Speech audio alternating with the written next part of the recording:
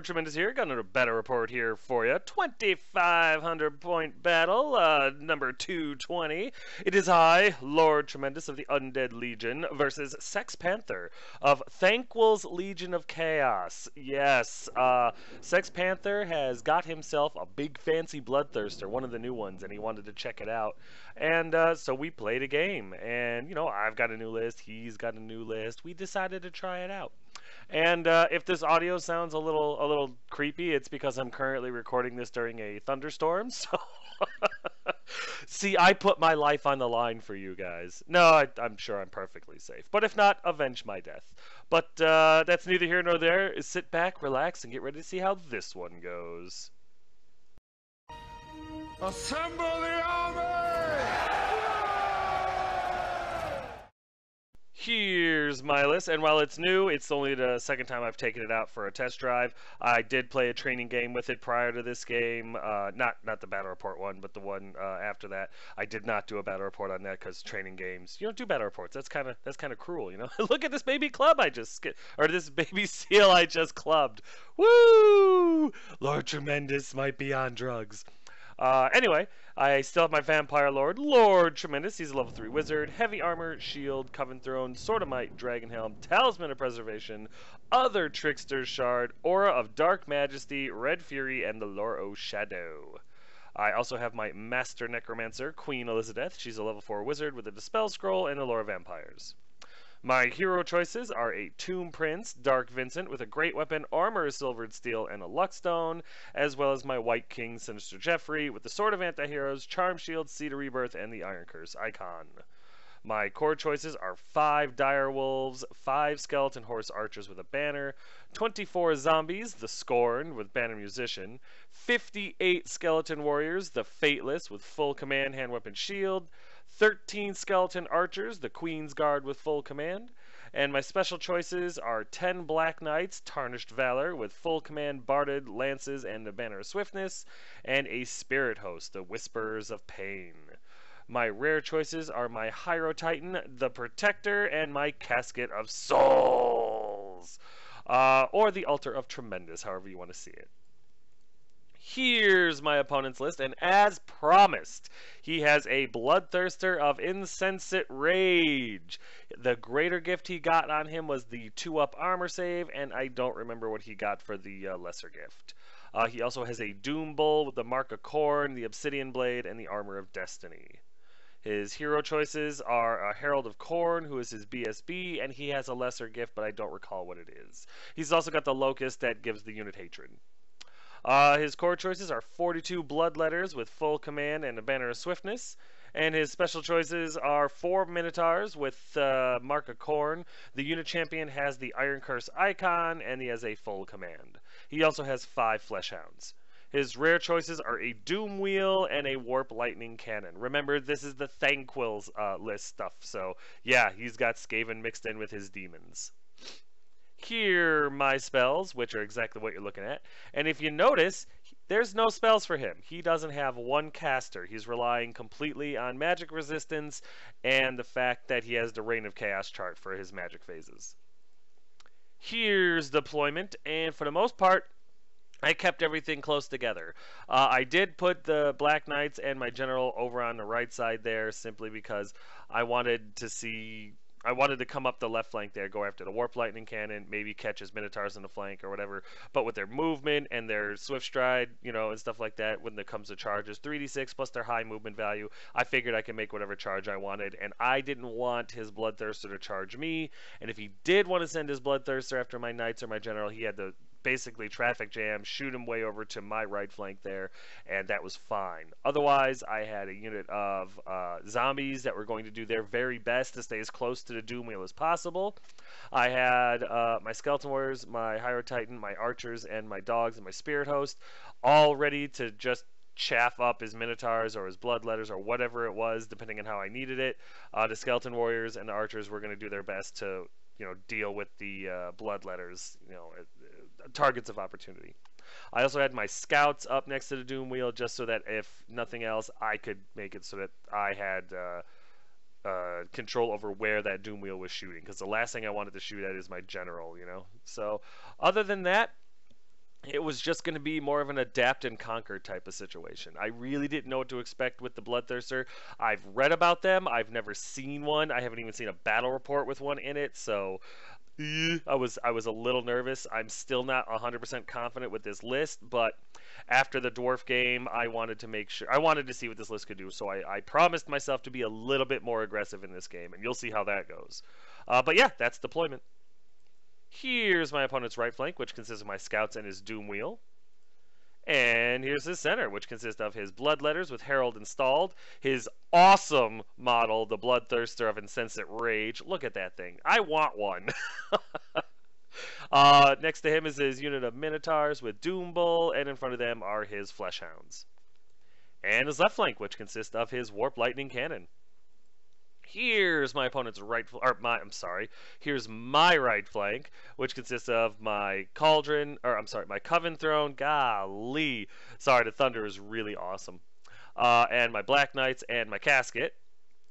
And here's my center. From right to left, kinda it's hard to tell, but there's my Spirit Host in the top right. Behind them are my dogs. Behind them are my archers. My Hydro Titans right there. You can really easily see where he is. I have my Skeleton Warriors with my Caster, my Prince, and my White King installed, and my zombies. Here's top of one after movement, and he went first.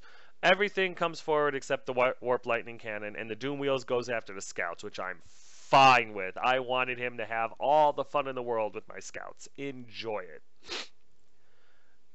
During his magic phase, nothing happens. The Reign of Chaos chart ends up, I think he rolls like a 3, and now he's got a 6-up ward on all of his demons, so that's kind of nice. But over here, during the shooting phase, his Doom Wheel shoots and kills 3 of my Scouts, and I'm fine with that. Enjoy killing Scouts till you're blue in the face. With nothing else going on, here's bottom of one after movement, and I say screw it.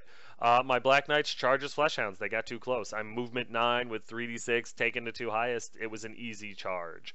My Spirit Hosts move over to the right side just because I was trying to get them out of the way and get them ready to possibly redirect Minotaurs or the Doom Bull if he came out. I didn't know. I was nervous. My dogs ran out to kind of traffic jam up the Bloodletters if they were silly enough to charge them. And to slightly get in the way of the Bloodthirster. I'm well aware he can fly over the dogs and slam into my Skeleton Warriors, and that's where I figured he was going. If he went after my archers, fine. Kill the archers. Enjoy them. If he went after my Hydro Titan, fine. Kill him. I don't care. If he went after my Skeleton Warriors, I'd have a problem. So the dogs were just kind of like bait, you know, just here, eat these, leave me alone. And my zombies just move slightly to counter charge the, or not counter, but counter redirect his Bloodletters if they went after my dogs and tried to overrun. Other than that, there's also, my scouts stayed perfectly still because I don't want that Doom Wheel going anywhere else but after them. Here's a better picture, well, kinda, of my Black Knight slamming into his Fleshhounds. During the magic phase, just to kind of deter him from charging into my Skeleton Warriors, I got Occam's Mind Razor off on my Skeleton Warriors. So if he did decide to send his Bloodthirster into my Skeleton Warriors, it was probably going to be his end. So now I figured I was going to lose my Archers, I was going to lose my Titan, whatever. I didn't care. My Skeleton Warriors and all my characters were going to be more or less safe. I also got Enfeebling Foe off during the magic phase. I know it's a rip. I know he doesn't have a magic phase, so he can just use all of his dice to dispel it. But it's something, and there's always a chance that he won't dispel it. So I threw it on there. His strength went down by 2, which basically just negates his great weapon. Now he's always striking last at strength 8. I don't know. Whatever the hell it is. Those things are amazing. Nothing happens in shooting, so we go into combat, and my Black Knights do exceptionally well. After all is said and done, there's 1 Fleshhound left with a wound on him. So I forgot they had 2 wounds each. I'm used to my dogs. It was stupid. But I lost 1 of my Black Knights and killed all but 1 of his Fleshhounds. I think that was a pretty good trade. And the Minotaurs, yeah, they could charge into my Black Knights next turn, but it'd be a really difficult charge if he can swing past the Fleshhound. So we'll see. We'll see. And we won't have to wait long because here it is, top of 2 after movement. And I think the Occam's Mind Razor worked. I think he was planning on going into the Skeleton Warriors and just try to go just crazy on my characters. But once I got Occam's Mind Razor off, I think he changed his mind, and his Bloodthirster slammed into my dogs, which really surprised me. I didn't think he was going to charge at all, but this is also when I found out he was frenzied. I didn't know that either, and so he either had to make a leadership check, which he probably could have made no problem, or just charge something. So he charged the dogs in the flank. I figured he thought it was easy points. This really shocked me because I thought he would go into the knights, but just the way the angle was and everything like that, he couldn't see the knights. He was not in line of sight. I know, it was really close, but he was like, no, I actually can't see him. The angle with the Black Knight I took off, he could see it right up until he killed that Black Knight. Then he couldn't see him. So the Bloodthirster couldn't charge the Black Knights, which is just absolute insanity. So yeah, he either had the archers, the Hydro Titan, or the skeleton warriors, and he went for the dogs. It was unexpected, but I was a little excited because I'm like, well, if he kills the dogs, which he really should, he's going to have to overrun. And unless he rolls 12 inches, and even if he does, I think my skeleton warriors are going to be able to hit him in the flank. So I'm like, well, balls to the wall time. This is my best chance to anchor this thing for at least a turn or two. His Minotaurs move up a little bit, his Bloodletters just kind of reform, and his Doom Wheel goes into my scouts, which I'm perfectly fine with. There's a better picture of his Doom Wheel slamming into my scouts, and yeah, man, go for it. During his magic phase, the Reign of Chaos chart goes off on my Skeleton Warriors and kills 4 or 5 of them. No, 5 of them. 4 of them. 4 die. Because, yeah, something came out of the warp and swatted down 4 of my Skeleton Warriors, which seems legit. And then during his magic phase, he's able to dispel Enfeebling Foe, no problem. So now he's Strength Infinity. During his shooting phase, scouts never even saw combat. This thing shoots them and blows them both to pieces. Perfectly fine. That's what they're for. We'll pick them up after the game. And then over here in combat, lo and behold, the Bloodthirster, and he's just as terrifying as you would expect, just destroys my dogs. So yeah, after all is said and done, the dogs are pulverized. He overruns, and he ends up right there. He passes his dangerous terrain, which is nice. And then over here, my knights are able to finish off the last Fleshhound. I take no wounds for my trouble, and I'm getting ready to charge into the Minotaurs next turn, which should be fun. And just in case you were wondering, the Minotaurs did try to charge into my knights, but could not get past the Fleshhound. So that was nice. So that's why they ended up where they were. So with that all explained now, we go over here to bottom of 2 after movement, and I say screw it, let's do this. So the Knights and the Generals slam into the Minotaurs and make their charge. I was very pleased about that. My Skeleton Warriors charge the flank of the Bloodletter, and I hesitated, but I hesitated during the Dwarf game, and it cost me, in my opinion. Yeah, his Dwarves probably would have just destroyed my Skeletons, but I wanted to find out what exactly these guys could do. So I charged them into the Bloodthirster. My level 4 caster's in there, my White King is in there, my Prince is in there, but I was like, if he issues a challenge, I'm just going to deny it, and then I'm just going to go crazy willy-nilly after him and hope that combat res keeps me around long enough for my General to get done with the Minotaurs and get into this thing's flank or rear, and hopefully my General can finish this thing off. Other than that, I really had no plans. I just figured I can keep the Bloodthirster here for a few turns, maybe, if I'm lucky. And other than that, the archers and the Hydro Titan moved to try to keep up, and just my archers were going to harass the Bloodletters. My zombies stay put because there's really nowhere to put them, and my Spirit Hosts move up to get ready to plug the Warp Lightning Cannon. There's a better picture of my Skeleton Warriors slamming into the Bloodthirster, and I just like this visual. This is an awesome picture. And there's a better picture of my General and the Black Knight slamming into the Minotaurs, and I'm pretty sure I've got that. With all the great weapons they have, the few that should be alive when this is all said and done shouldn't be able to do enough to really bother me. During the magic phase, I cheat. And I get Enfeebling Foe off and take off 2 of his strength, and then I get the Withering off on him, and I take 1 of his toughness down, which is still, I need 6s to wound him, but it was hopeful I would roll a 2 or 3, and, well, I probably still need 6s to wound him, but whatever, it was something, and now he has to deal with that in his magic phase or forever hold his peace. Either way, it helps me out, and I'm thrilled that I got him off. However, when I got the Withering off, it was Irresistible Force, and I end up rolling a miscast 6. No! You must not read from the book! In the end, due to bad rolls to wound by my opponent and ward saves, I end up only losing 1 Black Knight. My throne, my general, and 2 Black Knights took a hit. He rolled a 1 to wound one of my Black Knights. He killed the other one, and my general and my Coven Throne both made their ward saves. So how about that, huh? Then over here we go into combat because shooting really didn't do anything, and yeah, I'm able to beat down all the Minotaurs. In the end, the only thing left I think was a Doom Bull and 1 Minotaur. They were able to kill nothing. They did a couple of wounds. I think the Doom Bull did a couple of wounds to my Coven Throne, not my general, but my Coven Throne, and that hurt. But in the end, I won this combat by a ton +1. He broke. The Minotaurs got ran down by my Black Knights. So I did restrain with my general, and I turned to face the Bloodthirster because I needed to send him into the Bloodthirster to deal with, all that garbage.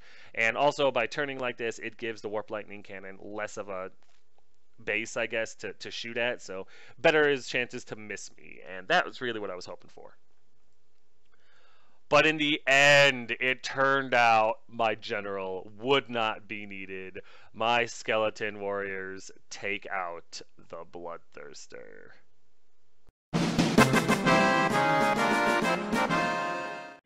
Now, before I explain what happens, it is epic amounts of BS. It'll never happen again. There could be 1,000 games, and this will never happen again.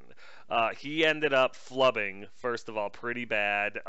Actually, he made a lot of his wounds, obviously, but I made a bunch of my parry saves. Yeah. I was rolling hot.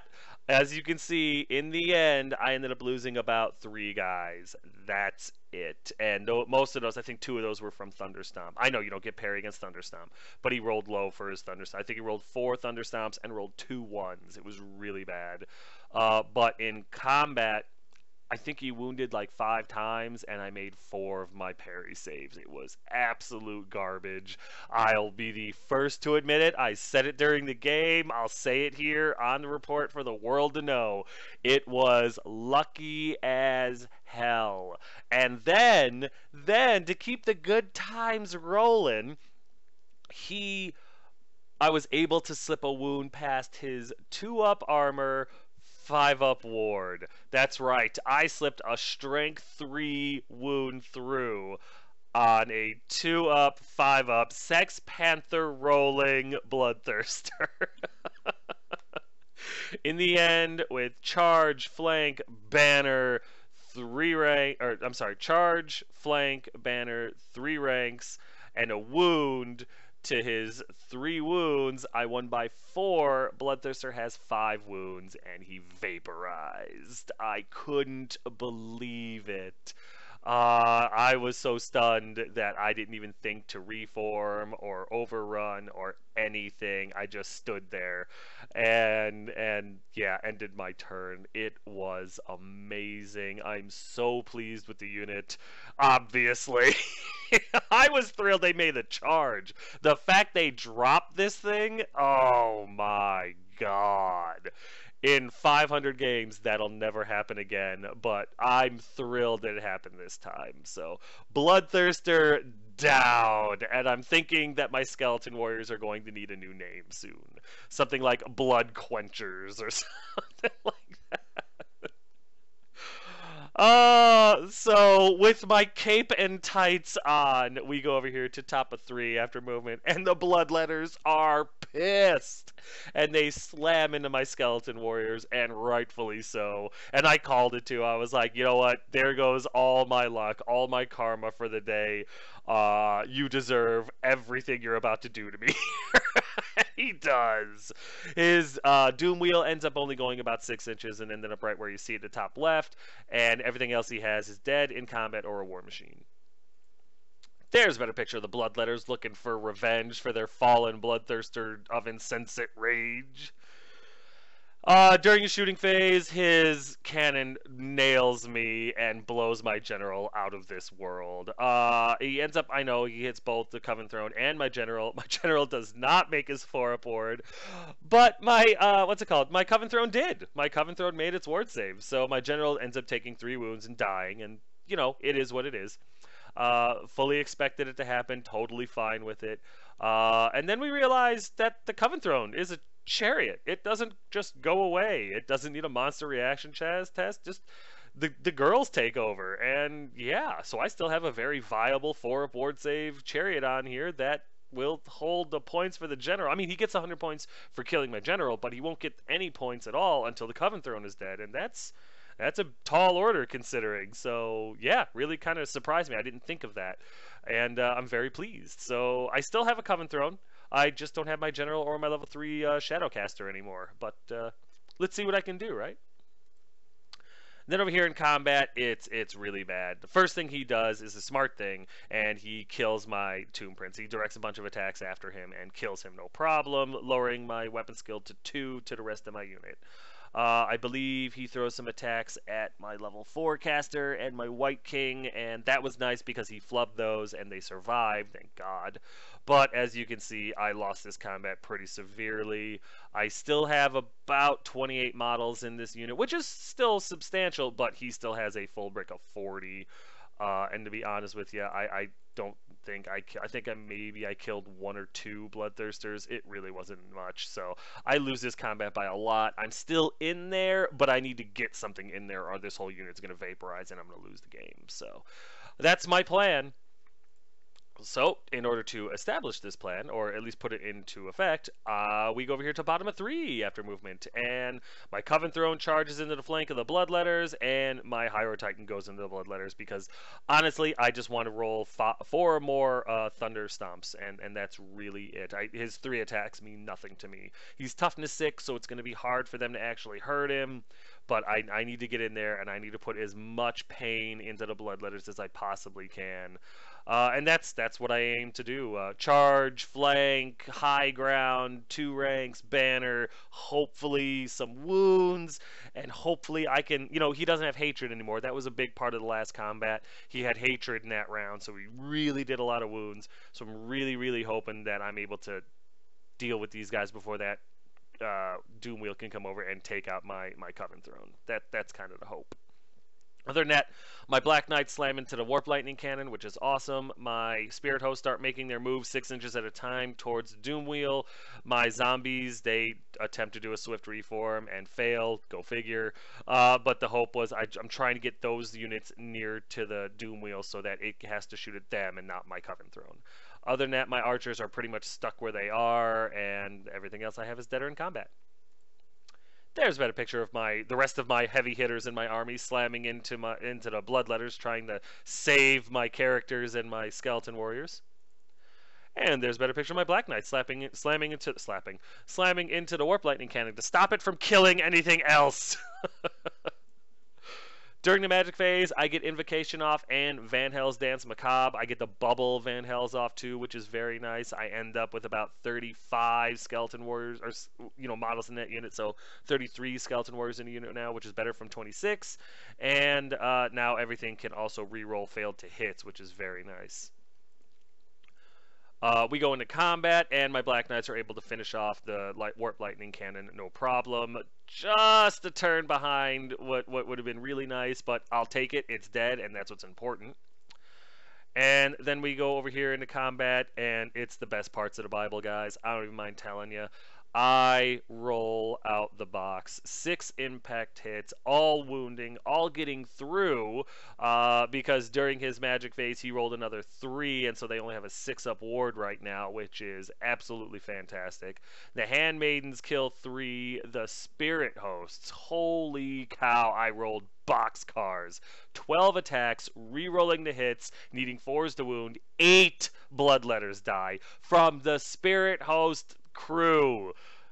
Coven Thrones are amazing. They did all. Granted, I'm rolling way outside of the realm I usually roll in, But this is all done without the general. Imagine if the Vampire Lord had still been in there. The Titan does a bunch of damage because he gets a reroll. He does like three, not impact hits, but stomps, which is very nice. I think 2 of those get through. And then my Skeleton Warriors do their very best to just kill off as many of those things as they can. The real unfortunate part about this is I do lose my level 4 caster. She gets Killing Blow to death, which is too bad, but Van Hels is an augment, so it stays in play. And it's unfortunate that she died, but it was smart of my opponent to kill her, so I can't really fault him for that. My White King is still alive. He's got the Sword of Anti-Hero, so he's doing his job. The Skeleton Warriors did really good, and as you can see, after all is said and done, that unit is at half strength, and I'm still hanging on pretty good, with the advantage quickly swinging in my favor. So very, very pleased with this army so far and the way this combat's going. So with my ego not really in check, we go over here to top of 4 after movement, and lucky me, his Doom Wheel goes about 4 inches. That's it. So that buys me some time. And he also moves it kind of towards my Black Knights. Again, I'm fine with that. He can kill 3 Black Knights. He can kill 6 Black Knights, and I'd still have enough to survive and keep the points from him. So I'm moving them closer to the Doom Wheel just in the hopes that he goes after them. And that's it. Everything else he has is deader in combat, with nothing happening in the shooting phase because he rolls like, I think it was a strength 2 shots or something like that, or maybe nothing was in 18 inches. I can't remember. But bottom line is nothing happens in shooting. So we go into combat, and it's getting ugly. I mean, there's 8 blood letters and his Herald left in there. My Titan is now out of combat because we killed enough, so I get the charge next turn in the flank. I can see. He did try to kill my White King, and he failed to wound him. So that was, or he failed to Killing Blow him, and then he wasn't able to wound. So that was nice. Skeleton Warriors take a hit, but he took a hit too. The Coven Throne is still just ripping everything apart, and I love that. And as you can see, the Bloodletters are almost gone, but so are the Skeleton Warriors. It's very, very close. So this one's gonna come down to the wire. Such an epic combat. So without further ado, we go over here to bottom of 4 after movement, and the Spirit Host and the Black Knights get closer to the Doom Wheel. The Titan charges now into the flank of the Bloodletters because I have to get him back into this combat. And that's it. Everything else just kind of stays put. I didn't bother to move the zombies because at 4 inches at a time, they're not going to get close enough to the Doom Wheel to matter. And the archers are screwed. They can't see anything. They can't range anything, so they're just going to stay put as well. That was the plan. I don't bother with magic because all I really have is the bounce spell on my Coven Throne and my casket that's out of range, so we go straight into combat, and we got him. He did kill a handful more skeletons. He failed to wound and Killing Blow my general, or I'm sorry, not my general, my White King. But the Handmaidens alone killed 4, the Hydro Titan killed 1, the Skeleton Warriors were able to kill a handful, and in the end, the only thing left was his Herald and, like, I think a banner, and they lost the combat res and explode, and I got him. I wasn't able to save my Master Necromancer, I wasn't able to save my Tomb Prince, but the White Kings held on, and the Skeleton Warriors, the Coven Throne, and the Hydro Titan all survive, and that's outstanding. All I have to do is deal with this extremely dangerous Doom Wheel, and the game is over. So, to further that goal, we go over here to top of 5 after movement, and the Doom Wheel makes a beeline towards my Hydro Titan. Nothing else really happens. He shoots at my Hydro Titan and fails to wound. Toughness 6, I think it was strength 2 or 4, wasn't able to wound, so that was huge. And so we go over here to bottom of 5 after movement, and you're looking at it.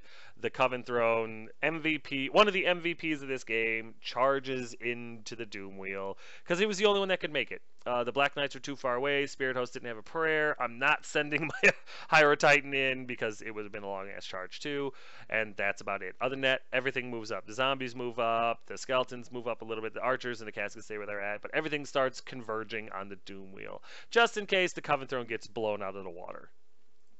There's a better picture of my Coven Throne slamming into the Doom Wheel. During the magic phase, I irresistible force cast the reroll to wounds with the little bound spell on there, which turns out is not a innate bound ability. So yeah, after it goes off, the little cauldron that I've been casting it out of crumbles to pieces. So the ladies are pissed. We go into combat, and even with rerolling to wound, I am only able to do 2 wounds to the Doom Wheel. And charge and 2 wounds to nothing, I win by 3. And if you can believe it, he makes his, I think, leadership 3 or 4, and doesn't break. So it's like, damn it! So now he's gonna get a shooting phase into my Coven Throne and probably kill it. So we'll see. Without further ado, we go over here to top of 6 after movement, and there isn't any because the only thing it has left is a Doom Wheel, and it's already in combat. During the magic phase, one more reason that the Reign of Chaos chart is bullshit. He doesn't have a caster, he doesn't have any demons on the table, or warriors, or anything chaos whatsoever. He's got a Doom Wheel on the friggin' table, but the Reign of Chaos chart still kicks in and kills a boatload of my zombies, like 12. It's something insane. So yeah, I think it was the template one, and it hit beautifully, and yeah, ends up killing like 12 zombies. That seems right. Then we go over here in the shooting, and he is able to slip 1 wound through, one through. I fail 1 ward save, which the Coven Throne's really doing well. And he does 2 wounds, because it's like D6 wounds. He does 2 more wounds to my Coven Throne. It's got 1 left, so But we go into combat, and the ladies are able to slip 3 wounds through on the Doom, 3 or 4 wounds through on the Doom Wheel before it can do anything back, and we destroy it, which is outstanding. Well, it wasn't able to do anything back, and that's absolutely fantastic. So the Doom Wheel dies, and there it is, everybody. There's the end of the game. I'm broken, I'm battered, my general is face down in the dirt as usual, but damn it, I won. It was some serious BS in some situations, but I'll take it. Better to be lucky than good any day, right? But, you know what, we'll get to the recap in a second, because right now, this game is over. That's it, man. Game over, man. It's game over.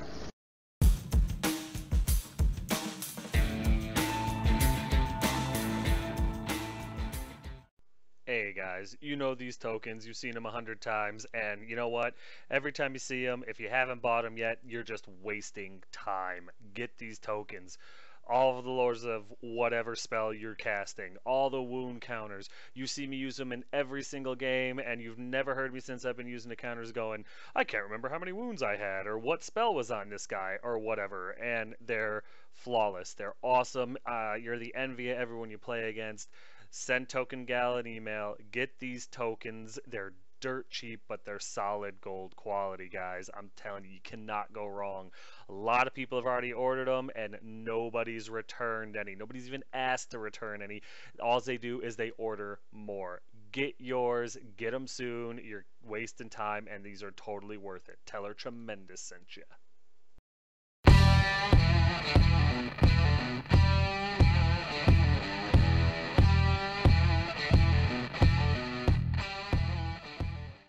Hey guys, I got another great deal for you. Movement trays. We all use them. We all need them. If you're watching this report, you have some or you need some. And do I have the vendor for you? This guy makes solid metal movement trays. I mean, cuts them to your specifications using a galvanized metal. It's not that cheap, thin, weak aluminum. This stuff is sturdy. I'm using them. I used them all throughout this game. Take a look at the pictures. They're all in there. I love these trays. They're metal, so they auto-magnetize. Well, provided you put magnets on your guys. And he does them dirt cheap, guys. I'm telling you. He's got an eBay page. There's an email on here.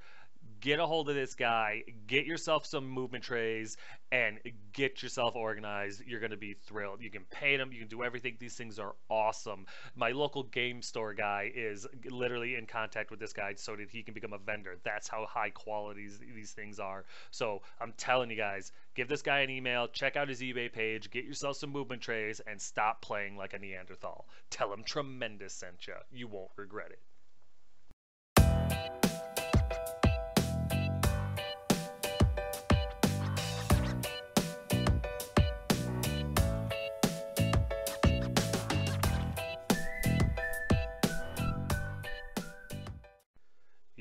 That's right. I don't know if you were paying attention or not, but we got a few new pictures. So not only does Unleashed Wargaming paint amazing models for commission and stuff like that, send him an email. He does excellent work, as you've seen from the pictures.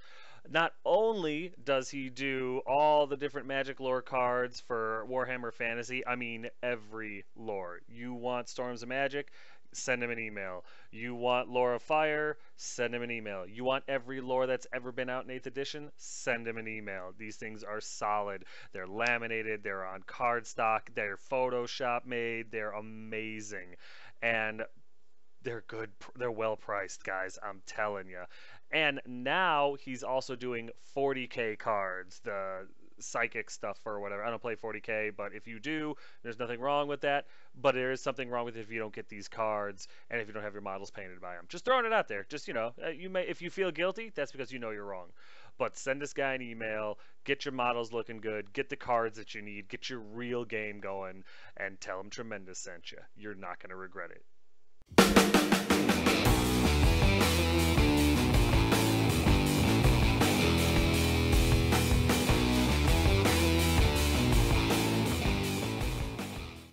That's right. You knew this was coming eventually.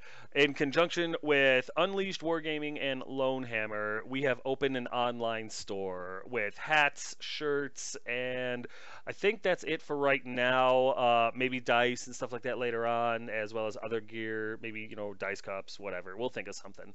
But we're doing a trial thing. For the next month and a half or so, we're going to have this online store. The website is here. It'll be in the description of the page and everything like that. But yeah, if you want a t-shirt, if you want a hat, if you want to wear paraphernalia, by all means, head over to this store, check it out, get yourself some Lord Tremendous gear. God knows I have.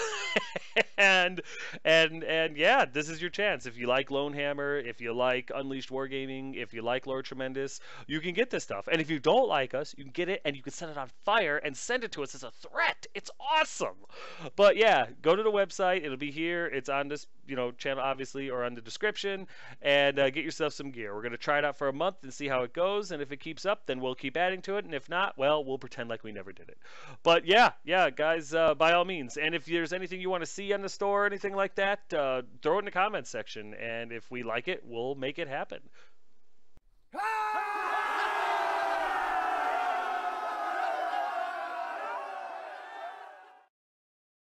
So yes, this is a long time coming victory for Lord Tremendous. It only took about 24 games for me to get a win. I ended up tabling my opponent. In the end, I lost my scouts, my tomb prince, my master necromancer, and my dogs. I did lose my general. He did get 100 points for that, but he didn't get any other points for it because the Coven Throne was still alive, and you have to kill both the mount and the character in order to get any points for the character. So since the Coven Throne was still alive, he got no points, which I think is garbage, but them's the rules. Sex Panther, of course, ended up losing everything. So really, the biggest thing I'm going to take from this is why, oh why, did I ever take the Skeleton Warriors out of my list? I know why I took them out of the list. I remember I was wrong, I apologize, and they have proven themselves very worthy. They took down the Mega Bloodthirster single-handed. Granted, the stars aligned, Venus was perfectly in geosynchronous orbit with Jupiter and Uranus, so it was really unlikely that anything like that will ever happen again, but damn it, they've done it. And I think I'm gonna change their name to like the Blood Quenchers or the Thirst Buster or something. I don't know, something. If you have a good idea for a name for the Skeleton Warriors after what they did to the Bloodthirster, please put it in the comments section, because I am looking for some sort of name for them, because that was too amazing. Then after they take out the Bloodthirster, they weather the Bloodletter's rage with hatred and killing blow. I lose my Tomb Prince for it. Eventually I lose my level 4 caster, and they hang on, they anchor that unit just long enough for the Coven Throne and the Hyro Titan to get in there and really put their high strength attacks and stuff like that, and just the amount of attacks into them, and eventually finish the unit off. So that was really something. And yeah, Skeleton Warriors, I'm really glad I brought you back into the list. I'm really glad I have you again.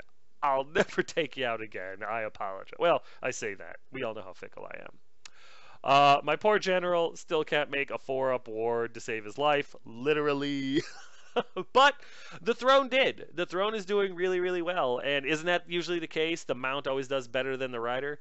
But even without the general, I found out that the Coven throne is devastatingly dangerous. Impact hits, 5-up armor, 4-up ward, 4 attacks from the maidens at always, basically baby vampires at strength 5, always strikes first. The 2d6 strength 3 spirit host attacks can be devastating, especially when we roll boxcars on a toughness 3 unit with only a 6-up ward save. Well, they had a 6-up armor, 6-up ward, I believe. But yeah, I gotta be honest. Yeah, Battle of Wills never worked in this one. He was rolling it, but I was rolling low, he was rolling high. But even if he had rolled a 1 and I'd rolled a 6, I think it would have just been re-rolled to hits, which would have been great. But it never happened. He rolled higher than me every single time. But the fact that we were rolling it at all was really cool.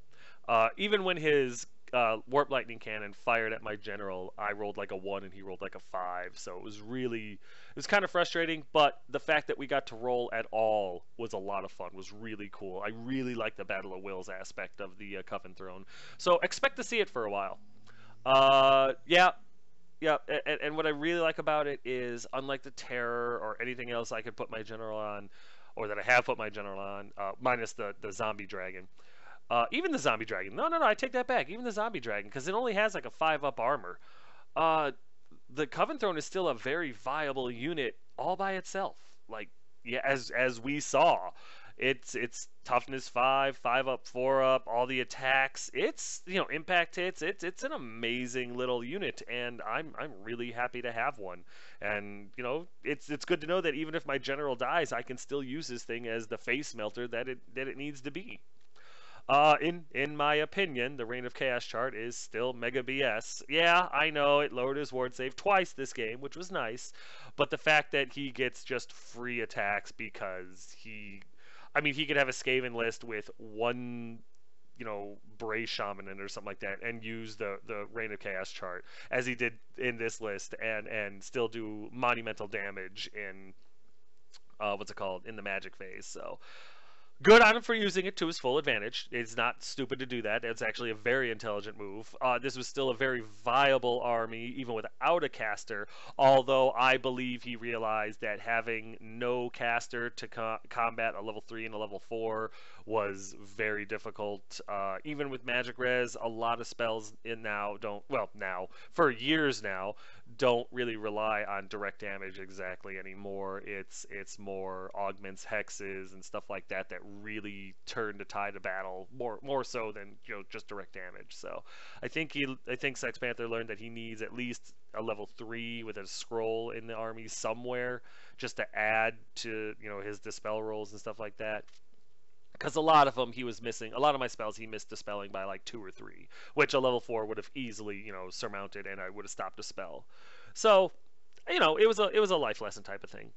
The only problem I have really with the list, actually there's 2. I don't know if I really want the zombies anymore in the list because they just don't really seem to have a place anymore.